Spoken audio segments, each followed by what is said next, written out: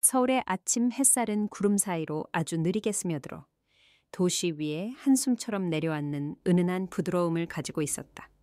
한수리는 해방촌에 있는 자신의 작은 아파트 창가에 서서 젖은 아스팔트 위로 얇게 피어오르는 안개를 바라보았다. 이혼한 지 3달이 지났지만 홀로 깨어나는 아침은 여전히 낯설었다. 그녀는 하나씩 체계적으로 일상을 재건하는 중이었다. 자켓을 걸치고 문을 잠근 뒤 아침 공기 속으로 나섰다. 지하철역까지 걷는 길은 그녀의 닷과 같았다. 새 블록의 조용한 거리, 밤새 내린 비에 젖은 오래된 나무들, 이른 출근자들의 낮은 웅성거림. 서울은 고요하면서도 애수 어린 기운을 동시에 지니고 있었고 수리는 어쩐지 그 모순 속에 완벽하게 들어맞았다. 낯선 경고 신촌역 신촌 스테이션에 도착했을 때 손에 든 커피는 이미 식어 있었다.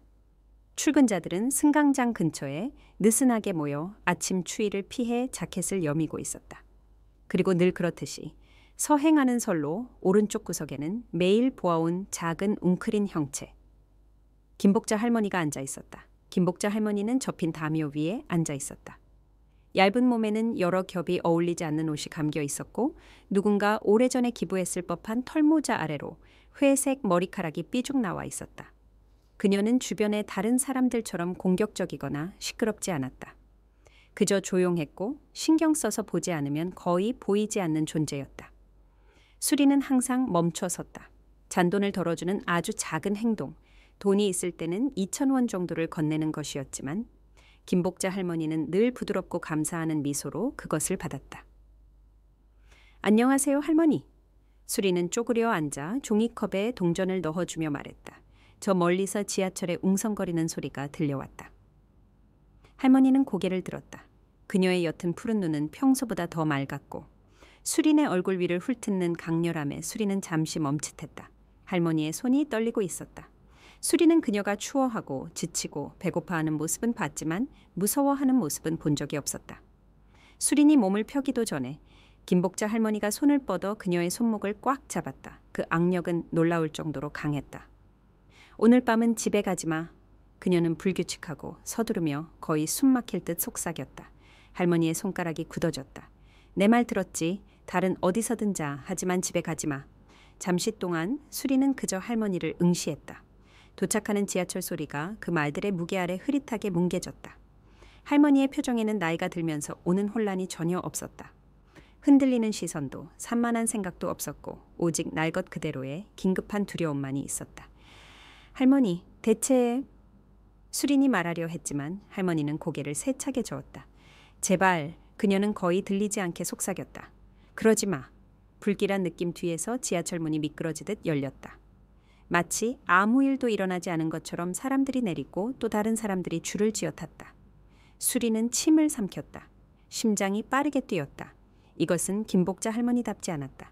이전의 어떤 아침과도 달랐다. 그녀는 부드럽게 할머니의 손을 놓아주며 전혀 느껴지지 않는 불안한 미소를 지어 보였다. 혼란스러우신가 봐. 수리는 지하철에 오르며 스스로에게 말했다. 그냥 컨디션이 안 좋은 날인가 보지. 하지만 지하철이 플랫폼을 떠나고 창밖으로 김복자 할머니의 작은 형체가 흐릿해질 때 수린의 등골을 따라 차가운 한기가 기어 내려왔다. 조용하고 끈질기며 떨쳐버릴 수 없는 한기였다. 뭔가 잘못되었다. 그리고 아무리 합리화하려 애써도 그 경고는 서울 도심까지 그녀를 따라왔다. 사무실의 긴장감 수린이 지하철에서 내려 정겐 파트너스 컨설팅의 작은 사무실이 있는 좁은 벽돌 건물 쪽으로 걸어갔을 때 서울 도심은 막 활동을 시작하려 하고 있었다. 비가 고운 안개처럼 다시 내리기 시작하여 그녀의 자켓에 점을 찍었고 유리문을 밀고 안으로 들어서자 문에 물줄기를 만들었다.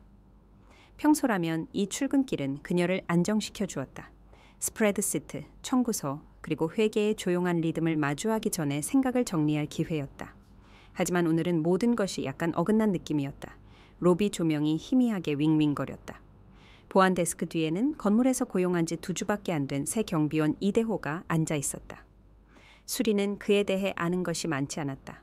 그저 40대 초반이고 어깨가 넓으며 항상 너무나 조용해서 마치 다른 사람들은 들을 수 없는 무언가를 듣고 있는 것 같다는 사실뿐이었다.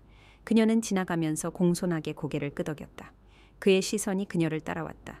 단순한 흑잇봄이 아니었고 인사가 아니었다. 고의적인 응시였다. 안녕하세요, 잘. 수리는 가방을 꽉 쥐며 중얼거렸다. 이대호는 대답하지 않았다. 그의 시선은 불편할 정도로 느린 속도로 그녀를 훑었고 그런 다음 다시 모니터로 돌아갔다. 수린의 발걸음이 빨라졌다. 엘리베이터 안에서 그녀는 한숨을 내쉬었다. 그가 남긴 불편함의 흔적 위로 강철문이 닫히도록 했다. 4층에 도착했을 때 그녀는 그 느낌을 떨쳐내려 노력했다. 그녀의 책상은 그녀를 기다리고 있었고 통제할 수 있는 숫자, 질서, 그리고 일상에 익숙한 편안함이 있었다. 하지만 오늘따라 사무실조차 달랐다. 정겐 파트너스는 작은 회사였다. 8명의 직원만이 좁은 큐비클 줄과 유리벽으로 된 구석 사무실을 이사, 디렉터와 함께 쓰고 있었다. 보통 아침은 조용했고 키보드의 부드러운 달칵거림, 갓 내린 커피의 희미한 냄새가 났다. 오늘은 모든 것에 침묵이 감돌았다. 사라진 파일. 2명의 동료가 탕비실 근처에서 머리를 맞대고 속삭였다. 수린이 다가갔을 때 그들은 너무 빨리 몸을 펴고 어색한 미소를 지은 뒤 각자의 책상으로 물러났다. 그녀는 상상하는 것이라고 스스로에게 말하며 컴퓨터에 로그인했다. 그러고 나서 업무 폴더를 열었다. 파일 3개가 사라져 있었다. 오늘 검토를 위해 준비되어 있어야 할 파일들이었다. 어젯밤 퇴근 전에 3번이나 확인했던 고객 명세서였다. 폴더는 이제 텅 비어 있었다. 옮겨지지도 잘못 분류되지도 않았고 사라졌다. 수리는 미간을 찌푸렸다. 디렉토리를 하나씩 클릭해 보았다. 그녀는 삭제하지 않았다. 아무도 그녀의 드라이브에 접근할 수 없었어야 했다. 그리고 설령 누군가 접근했다 하더라도 왜 하필 그 특정 파일들만 가져간 것일까? 심장이 뛰기 시작했다. 지하철역에서 느꼈던 그 차가운 따끔거림이 가슴속에서 조여왔다. 그녀는 일어서서 복사실 쪽으로 걸어갔다. 지나가는 책상들을 훑어보았다. 모두가 긴장해 보였고 눈은 너무 경계하고 있었으며 목소리는 너무 낮았다. 심지어 이사 디렉터인 정기태도 유리 사무실 뒤에서 초조하게 서성거리며 전화에 대고 날카롭게 말하고 있었다. 여기 무슨 일이 일어나고 있다. 그녀가 보아서는 안 될 무언가. 그녀는 책상으로 돌아와 집중하려 했지만 김복자 할머니의 목소리가 떨리고 긴급하게 머릿속을 꿰뚫었다. 오늘 밤은 집에 가지 마. 다른 어디서든 자. 하지만 집에 가지 마. 수리는 책상 아래 히터가 윙윙거림에도 불구하고 갑자기 차가워진 손바닥을 비볐다. 사라진 문서들, 속삭이는 동료들. 신호를 기다리는 그림자처럼 그녀를 지켜보는 이대호 경비원. 이 모든 것이 우연일 것이다. 그래야만 한다. 하지만 뱃속의 불안감은 매 순간 더욱더 강하게 뒤틀렸다. 그녀는 의자에 등을 기대고 화면을 읽는 척하면서 주변의 사무실이 조용하고 불안한 에너지로 움직이는 것을 지켜보았다. 전겐 파트너스에서 뭔가 잘못되고 있었다. 그녀는 그것을 느낄 수 있었다. 그리고 김복자 할머니의 경고는 더 이상 늙고 겁먹은 여자의 헛소리처럼 느껴지지 않았다. 그것은 카운트다운처럼 느껴졌다. 밤을 피하다 수린이 사무실에서 나왔을 때 하늘은 이미 희미한 회색으로 변해 있었다. 서울 위로 낮게 드리워져 가로등이 일찍 켜지도록 만드는 그런 종류의 회색이었다. 그녀는 교차로로 걸어가며 자켓을 더 단단히 여미고 횡단보도 신호가 바뀌기를 기다렸다. 퇴근 시간이었다. 교통체증이 그녀 주위에서 소용돌이쳤다. 버스들이 멈추며 씩씩거렸고 차들이 느린 물결처럼 굴러 지나갔으며 멀리서 경적 소리가 희미하게 울려 퍼졌다. 그녀의 아파트는 겨우 15분 거리에 있었다. 보통 같으면 지하철을 타고 간단한 저녁을 사서 이혼 후 다시 집으로 만들려 애쓰던 작은 공간에서 긴장을 풀었을 것이다. 하지만 오늘 밤 그녀는 길바닥에 뿌리 내린 사람처럼 그 모퉁이에 서 있었다. 김복자 할머니의 목소리가 그녀를 떠나지 않았기 때문이었다. 오늘 밤은 집에 가지 마. 다른 어디서든 자. 하지만 집에 가지 마. 수리는 호흡을 가다듬으려 침을 삼켰다. 말도 안 되는 일이었다. 거리에 사는 여자의 겁에 질린 속삭임 때문에 자신의 전체 삶을 재배열할 수는 없었다. 하지만 척추 아래에 자리 잡은 불안감은 하루 종일 누그러지지 않았다. 사라진 파일들 때문도 아니었고 이대호의 불편한 시선 때문도 아니었다. 동료들이 마치 무언가 터지기를 기다리는 것처럼 움직이는 것을 본 이후로도 아니었다. 신호가 바뀌었다. 사람들이 건너갔다. 수리는 움직이지 않았다. 그녀의 손이 가방 속으로 미끄러져 들어가 휴대폰을 훑었다. 그녀는 오랫동안 망설이다가 마침내 휴대폰을 꺼냈다. 몇 번의 터치 후 그녀는 찾을 수 있는 가장 저렴한 방을 예약했다. 홍대 근처의 오래된 호스텔이었다. 수백 번 지나쳤지만 머물 생각은 해본 적 없는 곳이었다. 빛바랜 간판, 의심스러운 배관, 하룻밤 35,000원이었지만 적어도 그녀의 아파트는 아니었고 그녀 안에 무언가가 그것만이 중요하다고 속삭였다. 화염 속에서 벗어나다. 그녀는 고개를 숙인 채 강을 가로질러 지하철을 탔다. 자신이 내린 결정에 대해 생각할 때마다 밀려오는 당혹감에 몸이 움츠러들었다. 어쩌면 과민 반응하는 것일지도 모른다. 어쩌면 내일 아침에 일어나 경고를 징조처럼 여겼던 스스로를 비웃을지도 모른다. 하지만 좁고 희미하게 불이 켜진 호스텔 방에 체크인했을 때 그녀는 이상한 종류의 안도감을 느꼈다. 조용하고 불안했지만 진짜인 안도감이었다. 그녀는 뻣뻣한 매트리스에 누워 천장을 바라보며 잠들려 애썼다. 자정이 조금 넘은 시간, 그녀의 휴대폰에서 폭발적인 소리가 났다. 날카롭고 공포에 찬 벨소리에 그녀는 벌떡 일어났다. 떨리는 손으로 휴대폰을 잡았다. 민지야? 그녀는 숨막히는 목소리로 대답했다. 친구의 목소리가 단편적인 헐떡임으로 들려왔다. 수리나, 세상에 내 건물에 불이 났어. 전체 측면이 타고 있어. 내 층이야. 내 층이? 수리는 굳어버렸다. 방이 그녀 주위로 기울어지는 것 같았다. 뭐라고? 민지야, 무슨 말을 하는 거야? 이 말이 목구멍에서 긁혀나왔다. 나 지금 밖에 있어. 불길이 사방에 보여. 사람들이 뛰고 있어. 수리나, 너 와야 해. 휴대폰이 그녀의 손에서 미끄러질 뻔했다. 그녀는 이미 움직이고 있었다. 신발을 밀어 신고 가방을 잡고 좁은 호스텔 계단을 전력 질주했다. 차가운 밤 공기가 그녀의 얼굴을 때렸다. 폐는 조여들었고 다리는 너무 떨려서 제대로 몸을 지탱할 수 없었다. 도착했을 때 군중에 다다르기도 전에 그녀는 그것을 보았다. 그녀가 살던 건물, 그녀의 작고 조용한 피난처는 연기와 주황색 불빛의 탑이었다. 소방차들이 거리를 가득 메웠다. 호스가 폭력적인 물줄기로 위로 솟구쳤다. 불꽃이 4층 창문 밖으로 솟아올랐고 어두운 하늘에 대고 포효했다. 이웃들은 담요를 두른 채 서 있었다. 얼굴은 눈물과 그을음으로 얼룩져 있었다. 옆집에 살던 여자는 구급대원이 화상을 입은 손을 확인하는 동안 통제 불능으로 흐느꼈다. 다른 남자는 길가에 앉아 격렬하게 떨며 속삭였다. 숨을 쉴 수 없었어. 숨을 쉴 수 없었어. 수리는 응시했다. 무감각이 그녀의 혈관을 가득 채웠다. 만약 그녀가 집에 갔더라면, 만약 그 경고를 무시했더라면, 만약 늘 하던 대로 일상을 따랐더라면 그녀는 여기 서 있지 못했을 것이다. 그녀는 그 타고 있는 건물 안에, 그 층 안에, 그 영희 속에 있었을 것이다. 한순간 살아있다가 다음 순간 사라졌을 것이다. 그녀의 무릎이 꺾였다. 민지가 그녀가 아스팔트에 부딪히기 전에 붙잡아 절박하게 껴안았다. 괜찮아. 민지가 목이 메인 목소리로 속삭였다. 너 거기 없었어. 괜찮아. 수리는 집을 집어삼키는 불길을 바라보았다. 그녀가 가진 모든 것. 그녀가 재건하려 애쓰던 삶의 모든 조각들이 재로 변하고 있었다. 그리고 김복자 할머니가 그녀의 손목을 잡은 이후 처음으로 수리는 깨달았다. 그 경고는 편집증이 아니었다. 혼란도 아니었다. 그것은 그녀의 생명을 구했다. 새벽의 고백, 수리는 거의 잠들지 못했다. 불길이 잡히고 마지막 소방차가 떠난 후에도 그녀의 마음은 똑같은 고리 속에 갇혀 있었다. 김복자 할머니의 떨리는 손이 그녀의 손목을 잡는 순간 불타는 거리 너머로 외쳐지는 그녀의 이름, 그리고 자신이 붙잡고 있는 줄조차 몰랐던 신락 같은 인연으로 죽음에서 벗어났다는 끔찍한 깨달음. 해가 뜨기 직전 하늘이 숫색과 옅은 파란색 사이를 맴돌 때 수리는 민지의 아파트를 떠나 신촌역 쪽으로 향했다. 그 시간에 세상은 무음 같았다. 텅 빈 인도, 손가락을 물어뜯는 차가운 공기, 멀리서 들려오는 이른 지하철의 희미한 굉음. 김복자 할머니는 아침에 오라고 했다. 수리는 그 할머니가 거기에 기다리고 있을 것이라는 불안한 확신을 느꼈다. 역에 다가서자 그녀는 금속 난간 근처에 있는 익숙한 담요와 빛바랜 옷가지 뭉치를 발견했다. 김복자 할머니는 어깨를 앞으로 숙인 채 앉아 있었고 마치 밤새 깨어 있었던 것처럼 고개를 숙이고 있었다.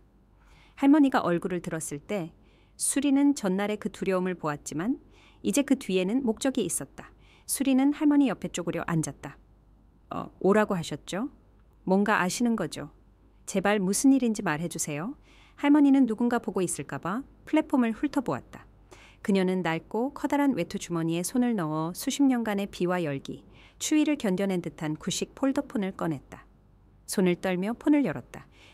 네가 믿어줄지 몰랐어. 그녀는 속삭였다. 나 같은 사람 말은 대부분 안 듣지만 그냥 두고 볼 수는 없었어.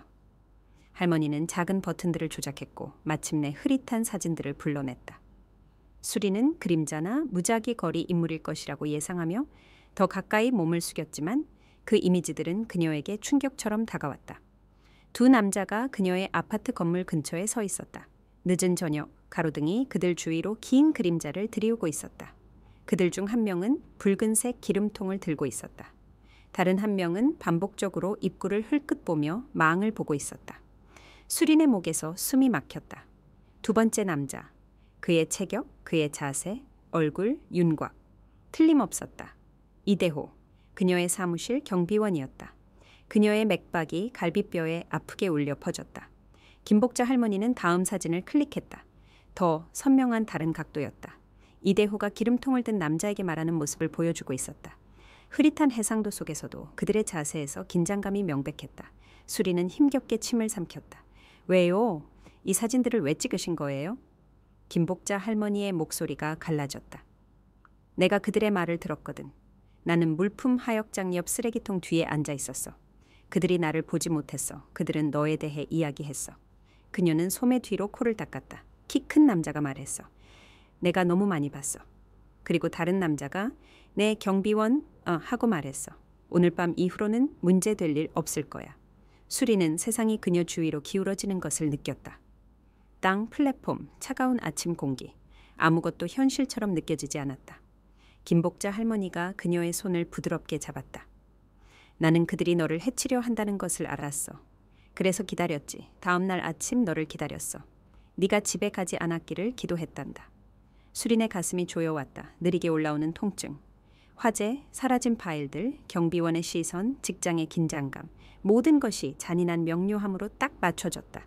그것은 사고가 아니었다. 전기 스파크나 잘못된 주방 화재가 아니었다. 그것은 계획되었고 설계되었으며 실행되었다.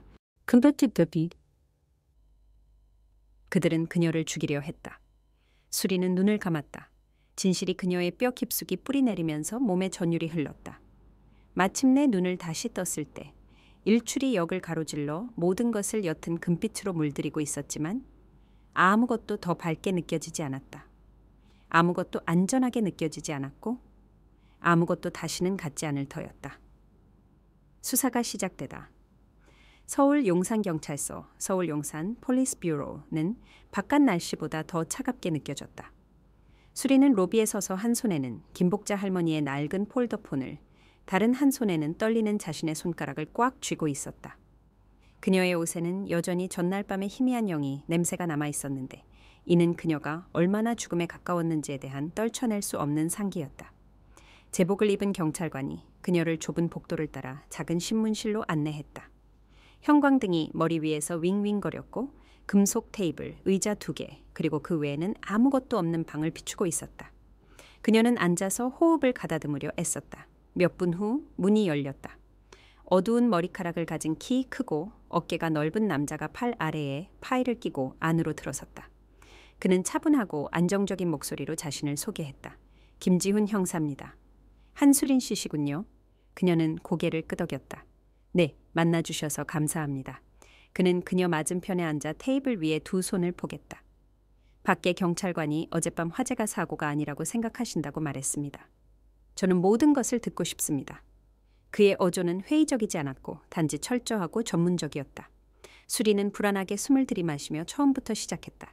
지하철역에서의 김복자 할머니의 경고, 직장에서 사라진 파일들, 이대호 경비원이 그녀를 보던 방식, 그리고 마침내 그날 아침 김복자 할머니가 보여준 사진 증거까지.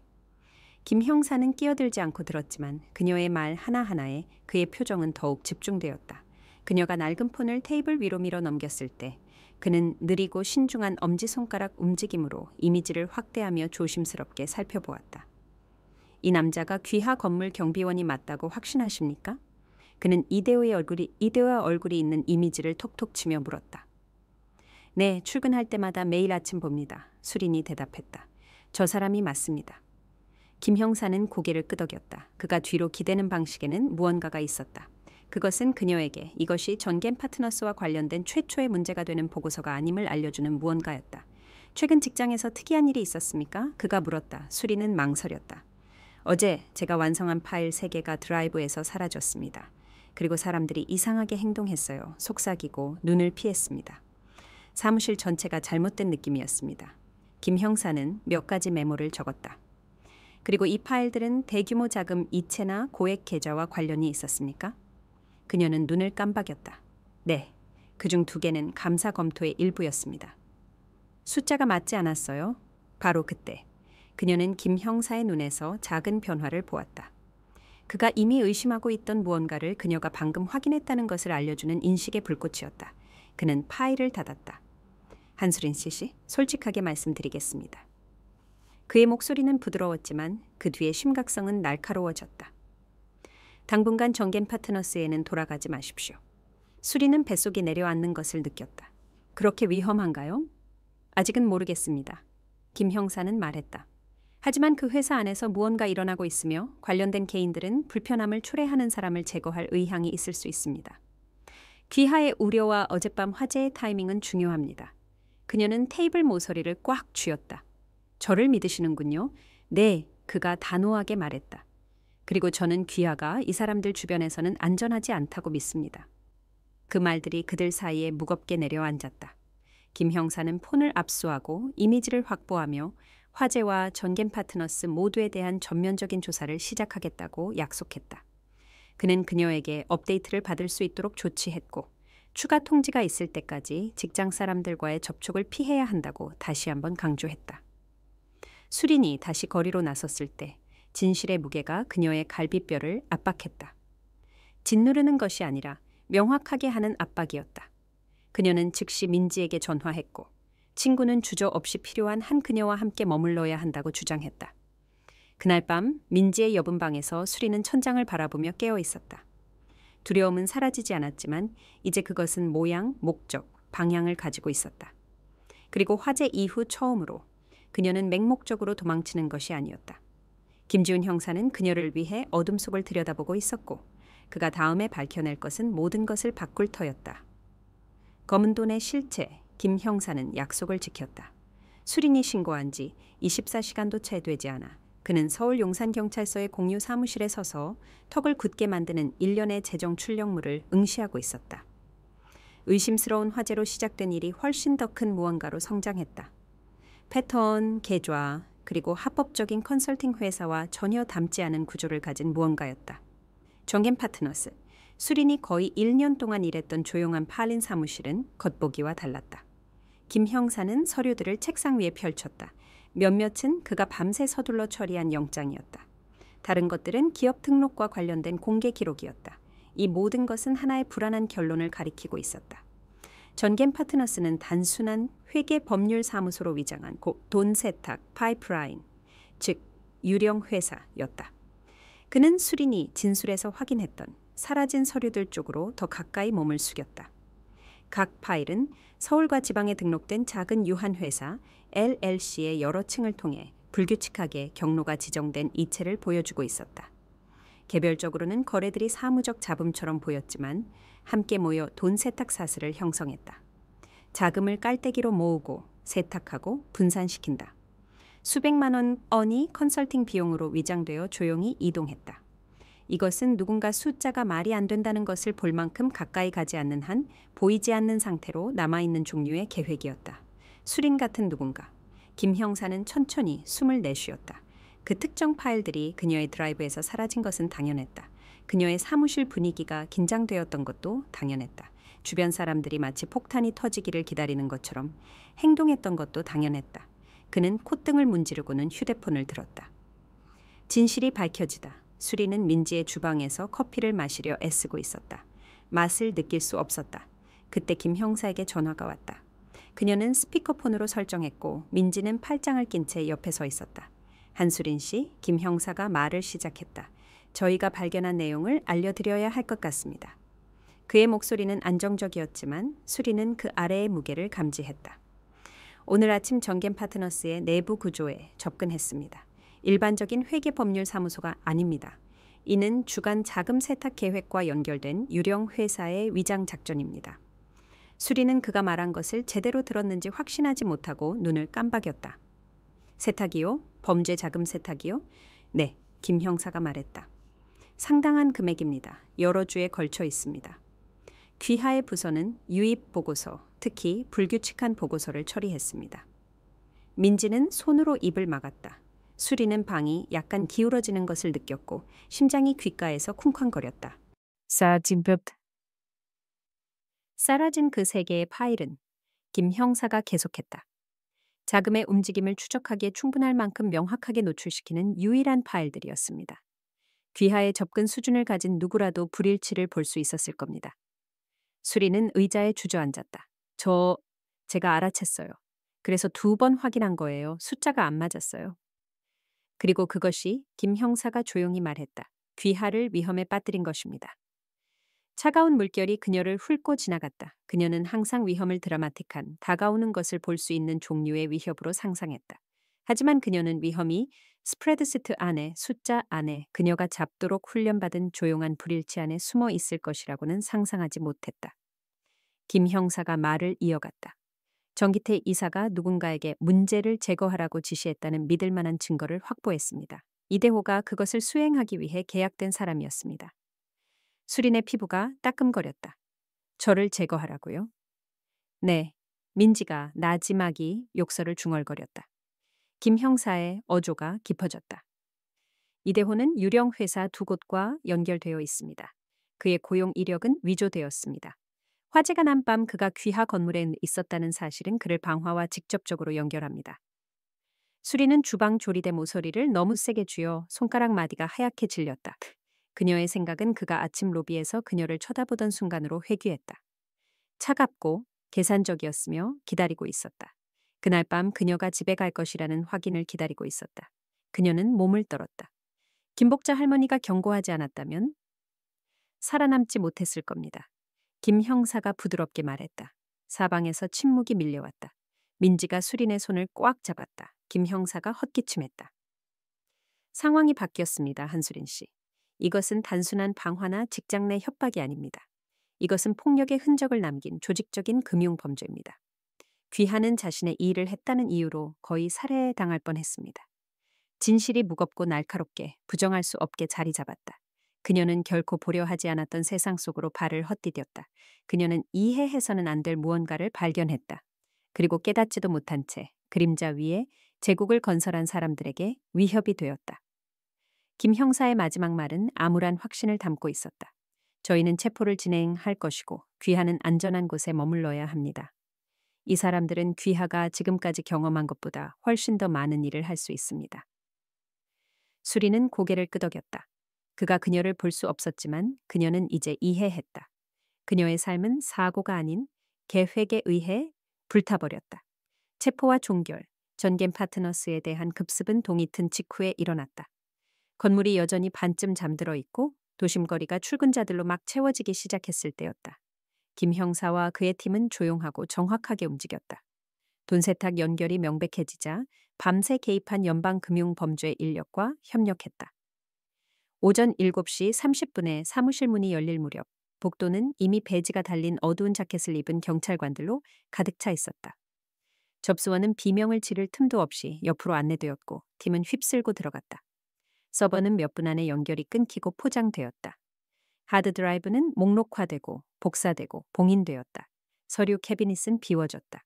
한때 깨끗하고 위협적이었던 이사의 유리벽 사무실조차도 모든 서랍, 모든 폴더, 게시판에 붙어있는 모든 종이 조각을 사진 찍는 2명의 요원으로 채워졌다. 정기태는 거기에 없었지만 그의 거짓말은 사방에 있었다. 위조된 서명이 있는 문서들, 이중 지불 경로, 자동 검토 시스템을 통과할 만큼만 조작된 숫자가 있는 불필요한 보고서들. 그것은 이제 빛에 노출된 사기의 미로였다. 항상 혼자 지내고 눈맞춤을 피했던 박준서라는 젊은 직원이 가장 먼저 옆으로 끌려갔다. 수리는 거의 1년 동안 그와 2번만 이야기했을 뿐이었다. 하지만 경찰관들이 그에게 수갑을 채울 때 그의 손이 떨리는 방식은 그녀의 뱃속을 꼬이게 했다. 저희는 몇 주 동안 그를 감시해 왔습니다. 김 형사가 나중에 그녀에게 말했다. 그는 여러 유령 계좌 사이로 자금을 옮겼습니다. 낮은 수준이지만 완전히 공모했습니다. 또 다른 체포가 곧 이어졌다. 세탁된 돈을 소액 개인 계좌로 보내는 외부 물류 회사와 연결된 2명의 관계자였다. 그들은 회사의 회계 시스템을 방패로 사용했지만 수린처럼 평범한 누군가가 그들이 보이지 않는다고 생각했던 불일치를 알아차릴 것이라고는 예상하지 못했다. 그러나 가장 큰 수색은 이대호를 향한 것이었다. 그는 그날 아침 근무에 보고하지 않았다. 보안실 전화에도 응답하지 않았다. 그리고 오전 10시까지 그의 아파트 문은 발로 차여 열렸고 서랍은 비워지고 옷은 사라지고 개인 소지품이 없어진 채 거의 텅 비어 있는 것으로 드러났다. 그는 도주했다. 안도감과 새로운 시작. 경찰은 주 경계를 넘어 수색을 확대했다. 김 형사는 인근 경찰서에 연락하여 사진, 화재 영상, 이대호를 방화 시도와 연결하는 증언을 공유했다. 몇 시간이 흘러도 그의 흔적은 없었다. 수리는 민지의 거실에서 침착함을 유지하려 애썼다. 하지만 전화가 울릴 때마다 그녀의 숨이 막혔다. 체포가 일어나고 네트워크가 풀리고 있음에도 불구하고 끝났다는 느낌이 들지 않았다. 그녀를 지켜보고 기다리고 있던 로비 보안 데스크에 서 있던 남자는 여전히 밖에 있었다. 오후 3시 직후 김 형사가 마침내 전화했다. 잡았습니다. 수리는 눈을 감았다. 몸의 모든 근육이 한 번에 풀렸다. 어디서요? 김 형사가 전화로 숨을 내쉬었다. 밴쿠버 외곽의 버스 터미널입니다. 북쪽으로 향하는 표를 샀습니다. 캐나다로 넘어가려 했던 것으로 보입니다. 경찰관들이 그를 더플백 선불폰 그리고 유령 계좌와 연결된 현금 인출 영수증과 함께 발견했습니다. 그녀의 손이 떨렸다. 그가 저항했나요? 도망쳤지만 김 형사는 솔직하게 말했다. 멀리 가지 못했습니다. 그는 지금 구금되어 있습니다. 수리는 소파에 주저앉았고 민지는 팔을 그녀의 어깨에 감쌌다. 그것은 승리가 아니었다. 환희도 아니었다. 단지 해방이었다. 악몽이 마침내 진실의 무게 아래 산산조각 날 때 오는 종류의 해방이었다. 저녁이 되자 김 형사는 그녀에게 마지막 업데이트를 보냈다.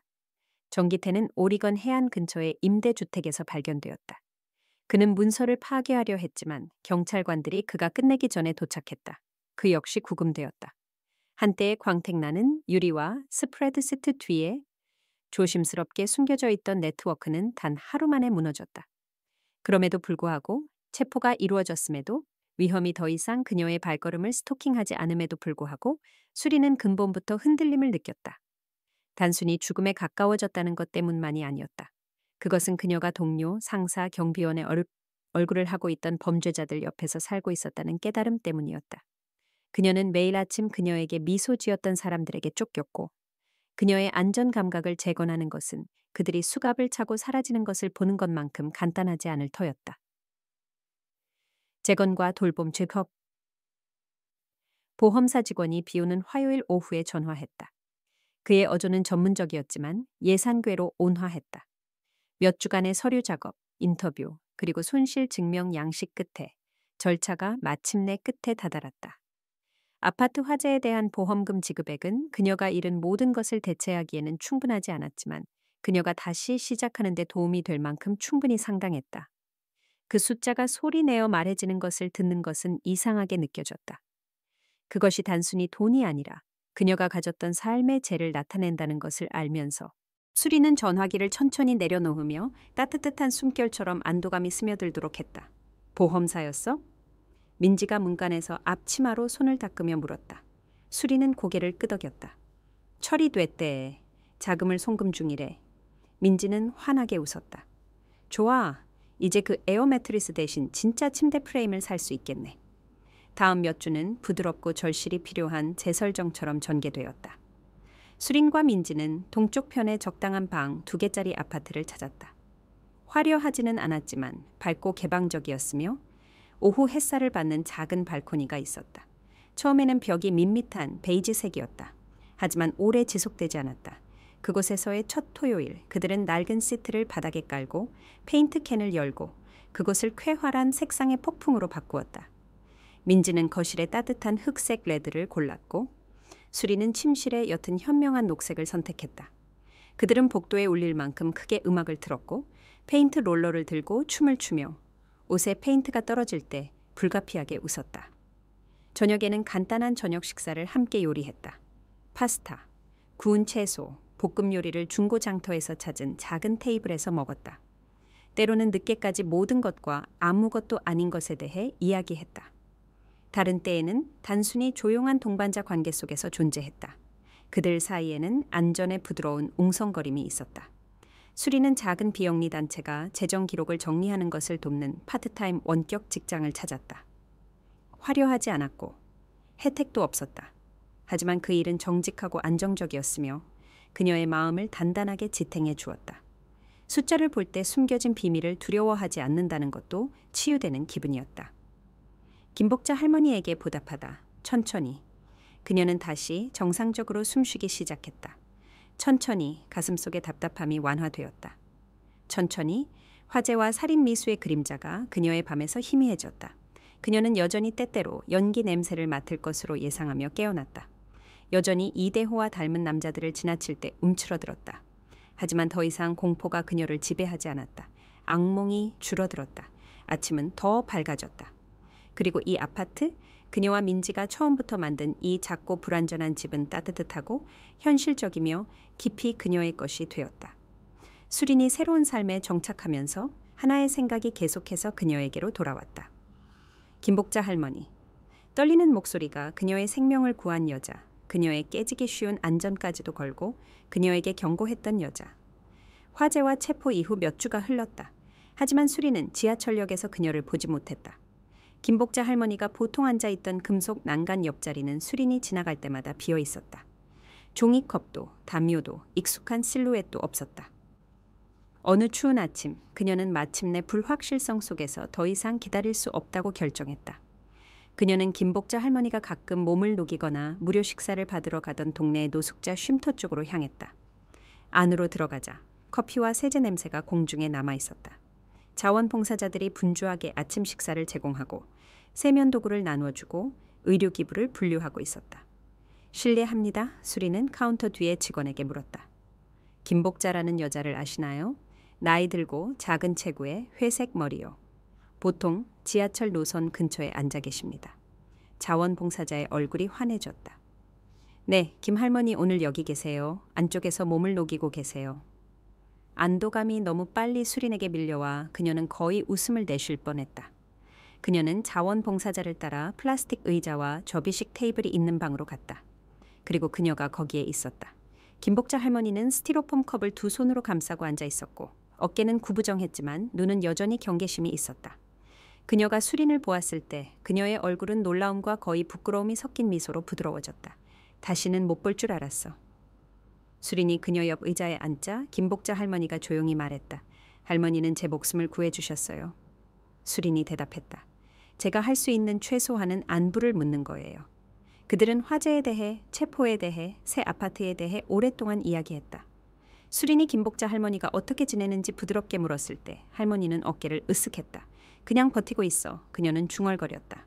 하지만 요즘 더 힘들어졌어. 추운 밤은 알다시피 사람을 힘들게 하잖아. 수리는 그녀를 바라보았다. 정말로 그녀를 바라보았다. 자켓 아래의 마름, 손에 끊임없는 떨림, 그녀의 뼈에 스며든 피로, 그리고 하나의 생각이 형성되었다. 명확하고 안정적이며 부정할 수 없는 생각이었다. 할머니. 수린이 부드럽게 말했다. 따뜻하고 안전한 곳으로 옮기시는 것에 대해 어떻게 생각하세요? 진짜 침대, 식사, 의사, 그리고 실제로 보살펴주는 사람들이 있는 곳이요. 김복자 할머니는 놀라서 눈을 깜박였다. 쉼터? 아니요, 수리는 부드럽게 말했다. 요양원요? 김복자 할머니의 미소 안정요양원의 입소 인터뷰는 다음 날 오후로 정해졌다. 그 시설은 서울 외곽의 조용한 거리에 자리 잡고 있었다. 소박하지만 깨끗했고 장미덤불이 늘어선 정원과 입구 근처에 작은 분수가 있었다. 안으로 들어가자 공기는 희미하게 라벤더와 갓 구운 무언가의 냄새가 났다. 거주자들은 공용실에서 카드를 치고 있었고 부드러운 음악이 스피커에서 흘러나왔다. 이 간호사가 그들에게 모든 것을 안내했다. 이용 가능한 방, 개인실, 공동실, 반개인실, 일일 식사 및 의료 검진, 웰빙 프로그램, 소득이 없는 노인을 위한 재정 지원, 장기 요양을 위한 주보조 지원, 분위기는 따뜻했고 존중했으며 결코 생색내지 않았다. 김복자 할머니는 생명줄처럼 지갑을 꽉 쥐고 집중해서 들었다. 이따금씩 그녀는 눈에 질문을 담고 수린을 흘끗 보았다. 이게 정말 나를 위한 건가? 내가 이런 것을 받을 자격이 있나? 그리고 매번 수린은 조용하고 안심시키는 미소로 대답했다. 방문이 끝날 무렵 이 간호사는 이틀 전에 막 빈자리를 그녀에게 제안했다. 정원을 향한 창문이 있는 작고 햇볕이 잘 드는 방이었다. 김복자 할머니는 단 한 번 망설였다. 너무 좋다. 나 같은 사람에게는 너무 좋아? 할머니는 제 목숨을 구해주셨어요. 수린이 속삭였다. 이런 대우를 받을 자격이 있으세요. 김복자 할머니의 목소리가 갈라졌다. 알겠어. 그녀는 다음 주에 입소했다. 변화는 거의 즉각적이었다. 며칠 만에 그녀의 뺨에 혈색이 돌았다. 한 달 안에 그녀는 건강한 체중을 늘렸다. 2달 안에 그녀는 공예 모임에 참여하여 다른 거주자들과 함께 이불 조각을 꿰매고 있었다. 그리고 아무도 예상하지 못한 일이 일어났다. 그녀는 합창단에 가입했다. 매주 목요일 저녁 연습 동안 그녀의 가늘고 떨리는 목소리는 다른 사람들과 섞였다. 그녀는 더 많이 웃었다. 더 안정적으로 걸었다. 그녀는 자랑스럽고 환한 미소로 수린을 직원들에게 소개하기 시작했다. 이 아이가 나를 구했어요. 내 천사야. 매번의 방문은 수린이 차가워졌다는 것을 깨닫지 못했던 그녀 안에 무언가를 따뜻하게 했다. 안정요양원은 단순한 시설이 아니었다. 그것은 김복자 할머니의 새로운 집이 되었다. 그녀가 보이지 않거나 잊히거나 길을 잃지 않는 곳이었다. 그녀는 공동체를 가졌다. 보살핌을 가졌다. 그리고 몇 년 만에 처음으로 기쁨을 가졌다. 가족의 재회 6개월이 지났다. 수리는 몇 년 동안 느끼지 못했던 온화함 속에서 시간을 보냈다.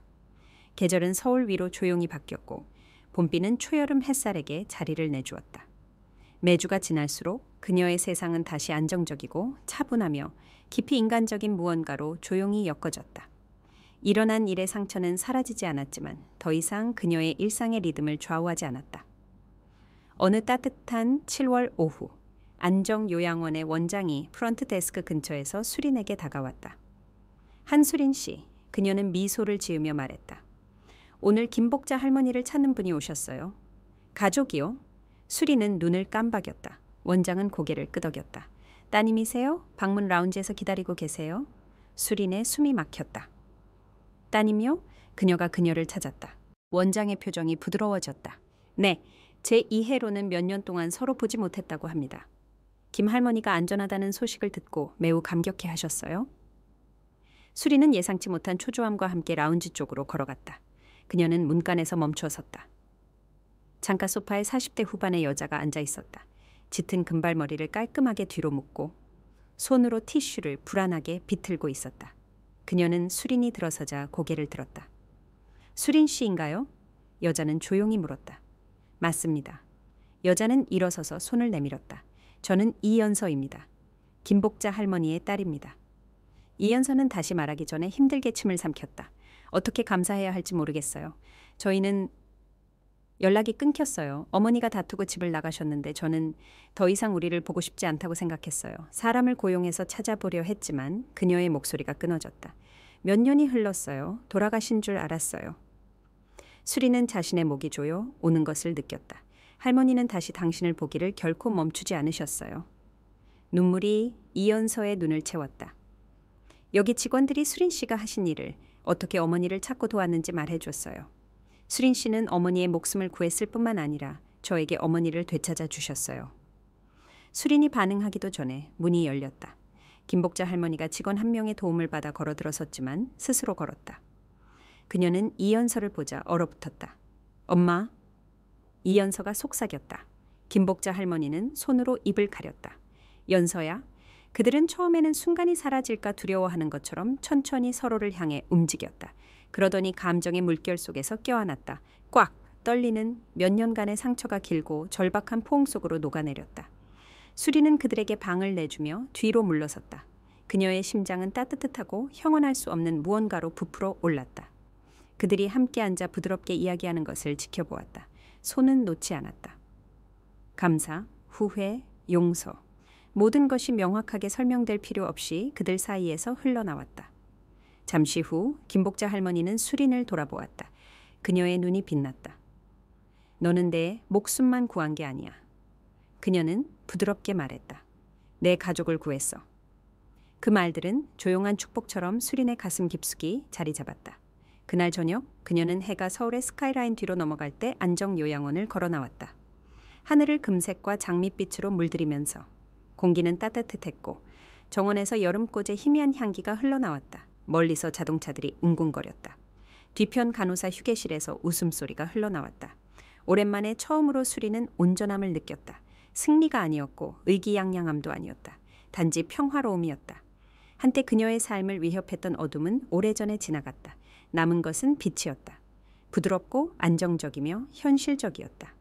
그녀가 부드러운 서울의 저녁 속으로 발을 내디딜 때 그녀는 깊이 숨을 들이마셨고 그 순간이 안에서부터 그녀를 채우도록 했다. 그녀는 안전했고 치유되고 있었으며 마침내 조용히 재건하고 있었다. 다음 단계로 이 이야기를 바탕으로 한수린에게 닥칠 수 있는 새로운 위협에 대한 두 bölüm, ikinci bölüm, Hikayesi Taslağını Hazırlayayım mı?